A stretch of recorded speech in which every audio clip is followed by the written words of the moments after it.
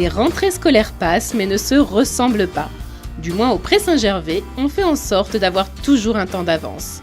C'est pourquoi cette rentrée 2017 annonce bien des changements. Il y a plusieurs choses qui sont mises en place. D'abord et avant tout, des travaux d'investissement dans nos écoles, parce que l'entretien du patrimoine scolaire est une chose essentielle pour assurer les meilleures conditions d'accueil des enfants, bien sûr, mais aussi des enseignants. Ici, dans ce groupe scolaire Jaurès et Brossolette, où nous avons repeint l'ensemble notamment des cages d'escalier. Alors pour les années à venir, et ça va prendre forme de manière très active et prégnante cette année, c'est naturellement la définition dans le détail du programme de la construction de la nouvelle école. D'un autre côté, nous avons aussi investi sur la restauration scolaire pour aller encore plus loin sur la question de la sécurité alimentaire. On a changé de prestataire pour avoir un respect des saisonnalités sur les fruits et les légumes, mais aussi intégrer un peu plus de bio, un peu plus de local, quelques repas végétariens. Et on a aussi regardé avec la nouvelle association d'éducation populaire qui s'occupe de nos accueils de loisirs, mais qui est sur des temps matin, midi, soir et pendant les vacances, comment on pouvait améliorer les choses. Le rythme scolaire de l'enfant, quant à lui, reste inchangé pour l'instant.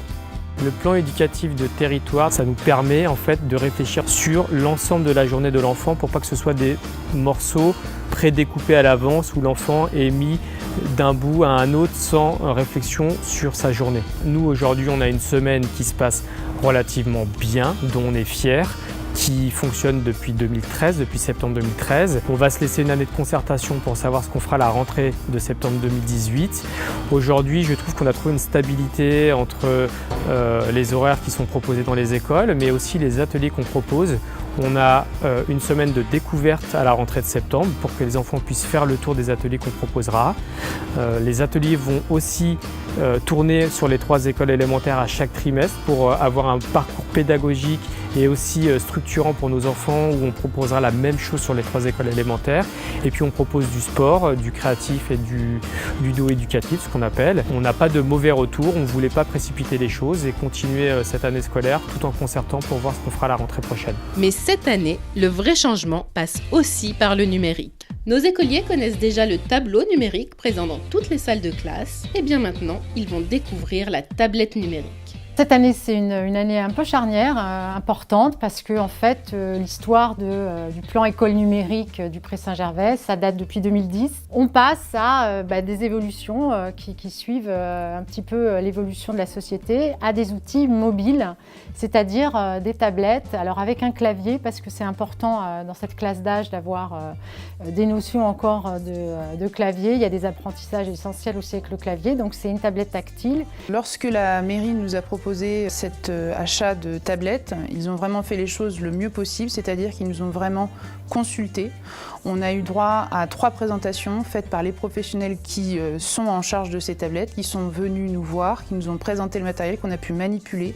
Et on est vraiment acteurs de cet achat. Donc ça, c'est très agréable. Et là, le choix qui a été fait des tablettes School, pour nous, ça répond à 100% à toutes les petites problèmes qu'on a pu rencontrer par le passé. Alors, il n'est absolument pas question de remplacer le support papier, le support numérique avec le tableau numérique. Là, c'est autre chose. C'est un autre outil qu'il va falloir qu'on s'approprie. Il va y avoir un temps d'adaptation. Il va falloir qu'avec les collègues, on échange au niveau de nos utilisations de cet outil.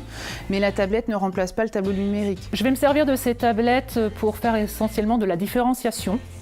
Donc tous les enfants de la classe n'ont pas le même niveau. Donc ça va me permettre de proposer à chaque enfant une activité adaptée avec son niveau.